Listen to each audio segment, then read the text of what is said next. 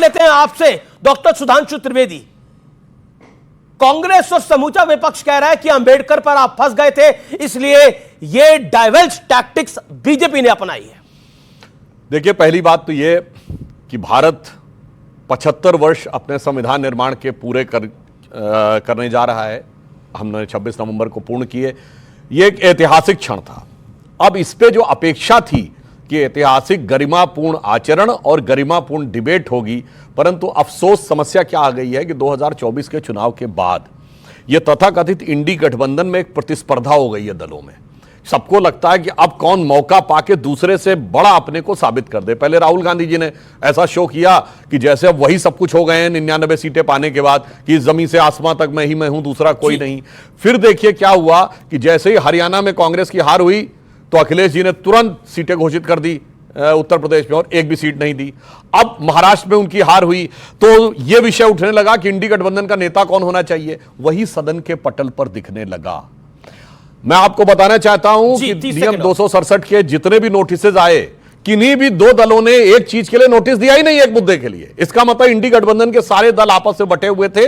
अब जहां तक इस विषय की बात है तो सिर्फ एक मैं तर्क रखता हूं जो कोई भी व्यक्ति समझ सकता है। जब अमित शाह जी ने भाषण दिया तो सारे विपक्षी दल अंदर थे, सबने भाषण सुना, आराम से भाषण सुनते रहे, और वो सेंटेंस जिसको लेकर वो आपत्ति की बात करे उसके बाद भी आधा घंटा करीब भाषण हुआ। तो अगर आपको कोई चीज आपत्तिजनक लगी, क्या आपने उस समय ऑब्जेक्ट किया? क्या आपने प्रोटेस्ट किया? क्या आपने नारे लगाए? क्या आपने वॉकआउट किया? नहीं। इसका मतलब क्या हुआ? भाषण समाप्त होने के बाद घर गए, और रात में अब हो सकता है सोरोस सीक्रेट सर्विस से कोई सिग्नल आया हो कि फिर आकर वो 12 सेकंड की क्लिप निकाली गई और 12 घंटे के बाद सुबह उसको सर्कुलेट करना शुरू कर दिया गया। इसलिए मैं सिर्फ यह कहना चाहता हूं कि जो इन्होंने करने का प्रयास किया, तो कांग्रेस और विपक्षी दलों के लिए एक लाइन कहना चाहूंगा कि जो उन्होंने अमित शाह जी की क्लिप को वो डिस्टॉर्ट करके सच को छुपाने का प्रयास किया कि सच जरा सा घटे या बढ़े तो सच सच न रहे, मगर झूठ की तो कोई इंतहा नहीं, और लाख चेहरे बदल के आ जाते हैं ये, पर आईना कमबख्त झूठ बोलता ही नहीं। जी, मैं रुक करता हूं आपका जेएमएम की मेंबर ऑफ पार्लियामेंट का महुआ मांझी। महुआ मांझी, आप सदन में मौजूद थी जब गृह मंत्री उस समय भाषण दे रहे थे। क्या आपको लगता है कि तमाम वाद विवाद तो हुआ, लेकिन राहुल गांधी जी के आचरण पर बहुत बड़ा प्रश्न चिन्ह खड़ा हुआ है? देखिए, पहले तो मैं उनके भाषण पर टिप्पणी करना चाहूंगी कि जब भी हमारे एलओपी या हमारे विपक्षी जो इंडिया गठबंधन के लोग हैं, ये लोग कुछ भी बोलने के लिए पॉइंट ऑफ ऑर्डर की मांग करते हैं या फिर एलओपी बोलने के लिए खड़े होते हैं, तो मैक्सिमम टाइम उन्हें रोक दिया जाता है, चुप करा दिया जाता है। उनकी तरफ कई बार चेयरपर्सन देखते तक नहीं है, हमारे सभापति महोदय देखते तक भी नहीं है, वो सत्ता पक्ष को ही देखते रहते हैं। इसलिए हो सकता है कि उस समय किसी ने विरोध नहीं किया कि सुन लेते हैं कि अंत तक वो क्या बोलते हैं जी। और जहां तक बाबा साहब अम्बेडकर के अपमान की बात है, तो ये कहते जरूर है कि हम बाबा साहब का सम्मान करते हैं, 75वां संविधान दिवस मना रहे हैं, लेकिन उनके द्वारा जो भी मानक स्थापित किए गए या संविधान में जो बातें, यूनिटी इंटीग्रिटी की बातें जो बच्चे भी पढ़ते हैं, उस पर अमल कहाँ कर रही है भाजपा? आपने अभी झारखंड का इलेक्शन देखा, महाराष्ट्र का इलेक्शन देखा। मैं झारखंड के इलेक्शन के बारे में कहना चाहूंगी कि पूरे इलेक्शन भर देश के तमाम बड़े नेता, मंत्री, मुख्यमंत्री, पूर्व मुख्यमंत्री, प्रधानमंत्री और तमाम लोग वहां गए चुनाव में, और उनका एक ही एजेंडा था, कटोगे और बटोगे का नारा लगाओ, पोस्टर चिपकाओ, घर में पैम्पलेट डालो और ऐसे वीडियो बना के वायरल करो जिससे कि लोगों के दिमाग में नफरत फैले, हिंदू मुस्लिम। वहां तो सरना ईसाई को भी लड़ाया जा रहा है।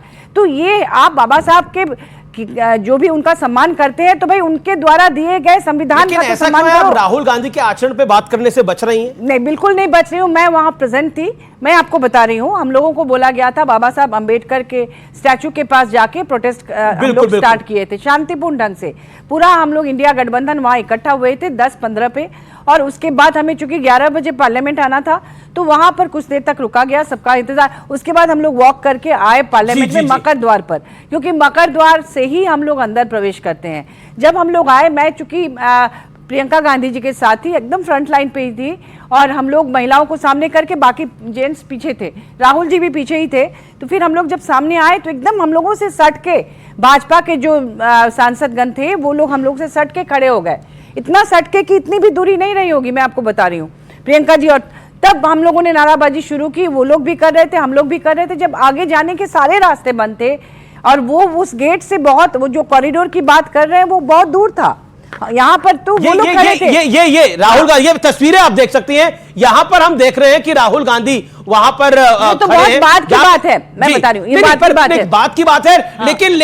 लेकिन राहुल गांधी चार्ज इन करे अंदर जाने के लिए, जो तस्वीर दिख रही है मैं आपको बता रही हूँ। तो उसके बाद क्या हुआ कि हम लोग जब वहां खड़े थे तो जाने नहीं दिया जा रहा था, तो प्रियंका गांधी जी नीचे बैठ गए, हम सभी लोग नीचे बैठ गए लेफ्ट साइड। तो प्रियंका जी को नीचे बैठकर दिख रहा था, राहुल गांधी क्या कर रहे हैं? आगे लोग खड़े थे इतने सारे, समय 300, मैं बता रही हूँ, सांसद खड़े थे। अरे मैं वहां थी, मैं जो कह रही हूँ सच कह रही हूँ। लेफ्ट साइड में खड़गे जी राहुल जी को मैंने देखा था थोड़ी सी दूर में, और फिर राहुल जी आके प्रियंका जी को हाथ पकड़ के खींच के खड़ा किए, क्योंकि उठ नहीं पा रही थी, वहां इतने लोग आ गए थे। मेरे ही पैर में कुछ लोग लगभग आ ही गए थे, लेकिन हम लोगों ने शिकायत नहीं की।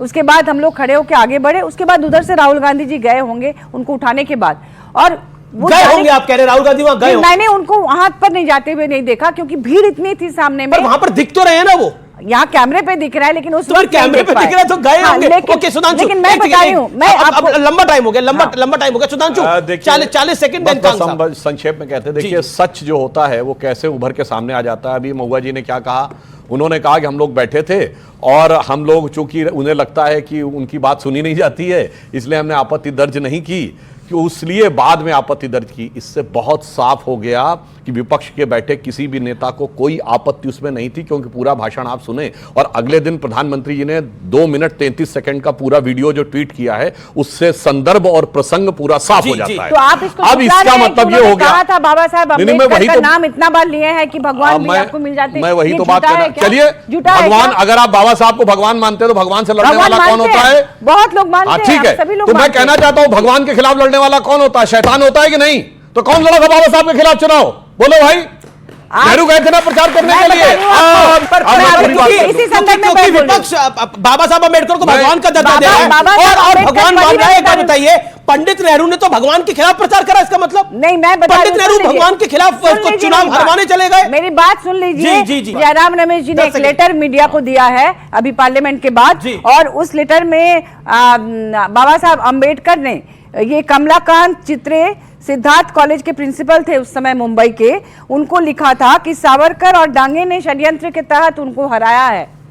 मैडम आप देख लीजिए, ऐसा बाबा साहब मीडिया वालों ने कहा। पढ़ लीजिएगा, बाबा साहब अम्बेडकर जब चुनाव लड़ रहे थे तो दत्तोपंथ डांगे का नाम लिखा है, सावरकर का कहीं नहीं लिखा। तो संघ के थे, जो संघ के थे, यानी संघ साथ था, पंडित नेहरू विरोध में थे। चुनाव में बाप बेटा भी एक दूसरे के खिलाफ कर रहे हैं। अब देखो, चुनाव में बाप बेटा। और प्रधानमंत्री नरेंद्र मोदी 2 दिवसीय दौरे पर कुवैत पहुंच गए हैं। एयरपोर्ट पर पीएम मोदी का भव्य स्वागत किया गया। 43 साल बाद यह पहला मौका होगा कि किसी पीएम का कुवैत में दौरा हो रहा है। 1981 में तत्कालीन प्रधानमंत्री इंदिरा गांधी ने वहां का दौरा किया था। प्रधानमंत्री कुवैत के शेख मिशाल अल अहमद अल जवार अल सबा के बुलावे पर कुवैत गए हैं। इस यात्रा से भारत और कुवैत के बीच द्विपक्षीय संबंधों का एक नया अध्याय शुरू होने की उम्मीद है। कुवैत में पीएम मोदी एक श्रमिक कैंप में भारतीय कामगारों से भी मुलाकात करेंगे। कुवैत में करीब 10 लाख भारतीय प्रवासी रहते हैं, जो वहां का सबसे बड़ा प्रवासी समूह है। कुवैत यात्रा में पीएम मोदी पूर्व राजनयिक मंगल सेन होंडा से भी मुलाकात करेंगे। मंगल सेन होंडा के परिजनों ने इसके लिए पीएम मोदी को धन्यवाद दिया। और इसके साथ ही बुलेटिन में बस इतना ही। खबरों का सिलसिला लगातार जारी है।